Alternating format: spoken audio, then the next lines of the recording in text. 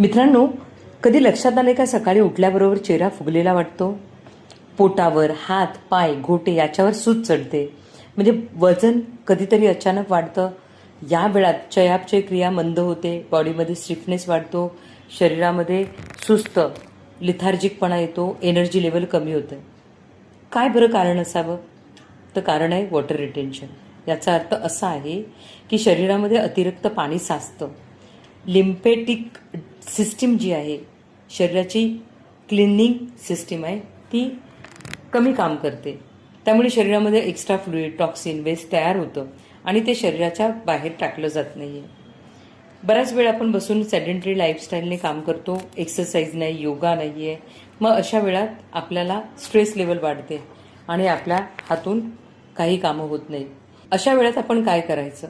Body movements, breath आणि इन्व्हर्जनची आसनं करून आपण ह्याच्यावर उपाय करू शकतो. आता ह्याची माहिती मी तुम्हाला पुढच्या रीलमध्ये नक्की देणार आहे. धन्यवाद.